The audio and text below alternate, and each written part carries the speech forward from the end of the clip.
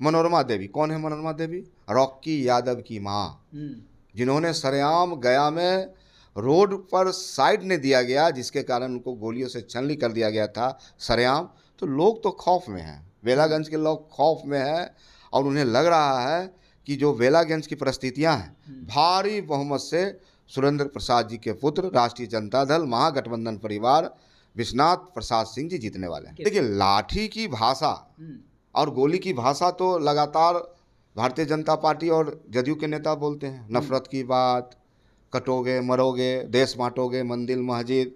तो राष्ट्रीय जनता दल सबों में विश्वास करती है और ए टू जेड की पार्टी है। पिछले चुनाव में बहुत सारे ऐसे बूथों पर असामाजिक तत्वों के द्वारा, सामंती के द्वारा बूथों को कब्जा किया गया था। उन्होंने चेताया है कि ऐसी नौबत आएगी तो निश्चित रूप से महागठबंधन राष्ट्रीय जनता दल के एक एक कार्यकर्ता हर बूथ पर हर परिस्थिति से लड़ने के लिए तैयार रहें। नमस्कार, स्वागत है आपका लाइव बिहार में। मैं हूं आपके साथ संजीव सिंह। कि बिहार विधानसभा के 4 सीटों पर उपचुनाव हो रहे हैं, जिसको लेकर के तमाम जो पार्टियां हैं वो तैयारी कर रही है और साथ ही साथ सभी जाति वर्ग को साधने में लगी हुई है। एक तरफ जहां आरजेडी अति पिछड़ा वोट बैंक को साधने के लिए मुकेश सहनी को मैदान में उतारे हैं, तो वहीं दूसरी तरफ मुस्लिम वोट बैंक को साधने के लिए पूर्व सांसद रहे शहाबुद्दीन साहब के जो बेटे हैं ओसामा साहब, उसको मैदान में उतारे हैं। लेकिन बीते दिनों जिस प्रकार से बेलागंज पहुंचे थे ओसामा साहब और वहां पर सभा को संबोधित कर रहे थे और उस दौरान वहां पर जो भगदड़ मची, मारपीट की नौबत आ गई,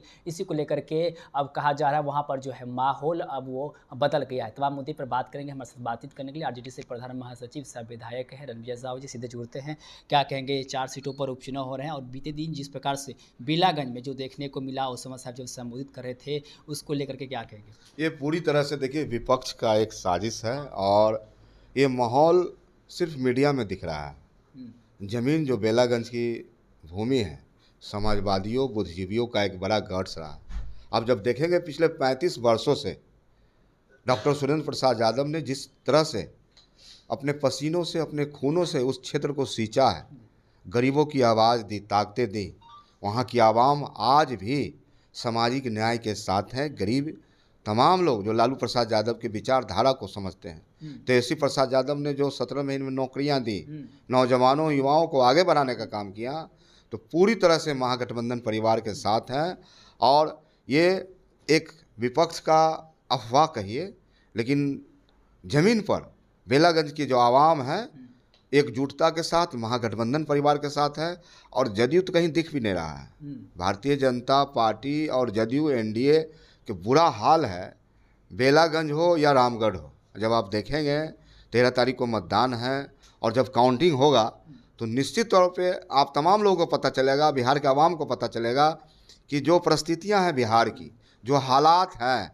हम बात करना चाहते हैं आपसे लॉ एंड ऑर्डर के नाम पर, शराबबंदी के नाम पर जो बिहार में नौटंकी है, मारे जा रहे हैं, गरीब लोग मारे जा रहे हैं, ईबीसी के लोग मारे जा रहे हैं, दलित महादलित के लोग जेल में जा रहे हैं। तो तमाम जो इसी बातें लोगों में गुस्सा है और नीतीश कुमार जी के प्रति एक बड़ा नाराज़गी है इस बिहार में।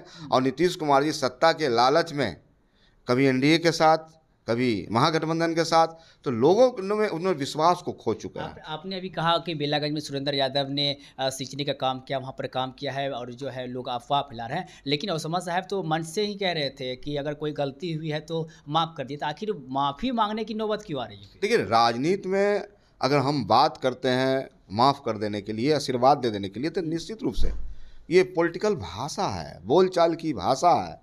और वहाँ की आवाम जो लगातार विश्वनाथ प्रसाद सिंह जो उम्मीदवार हैं, शिक्षित हैं, युवा हैं, नौजवान हैं, संस्कारी हैं, और दूसरी तरफ जो उम्मीदवार आप देखेंगे तो मनोरमा देवी कौन है? मनोरमा देवी रॉकी यादव की माँ, जिन्होंने सरेआम गया में रोड पर साइड ने दिया गया, जिसके कारण उनको गोलियों से छलनी कर दिया गया था सरेआम।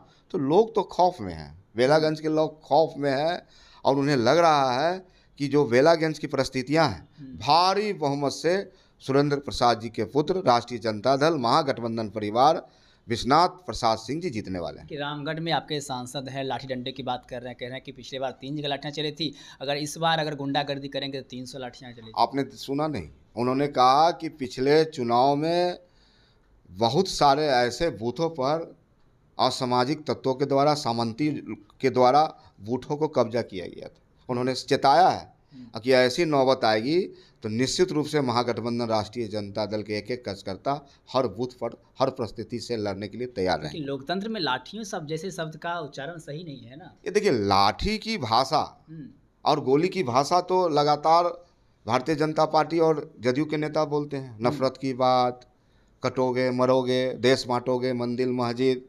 तो राष्ट्रीय जनता दल सबों में विश्वास करती है और A to Z की पार्टी है। चलिए, बहुत बहुत धन्यवाद। तुम्हारे से बातचीत करते हैं। आरजेडी से प्रधान महासचिव विधायक रणविजय सजू ने साफ साफ कहा कि जनता दल जो यूनाइटेड है वो सिर्फ अफवाह फैलाते हैं और हमारी जो पार्टी है आरजेडी वो लगातार विकास को लेकर के काम करती है और चारों सीट पर चुनाव जो हो रहे हैं वहाँ पर हम लोग जीतेंगे। तमाम तरह की बातें करते नजर आए हैं। रणविजय साहू जी, आप भी सुन लेते हैं, आप अपनी राय प्रतिक्रिया हमें कमेंट में दे सकते हैं। आप देखें तो लाइव बिहार। बहुत बहुत धन्यवाद।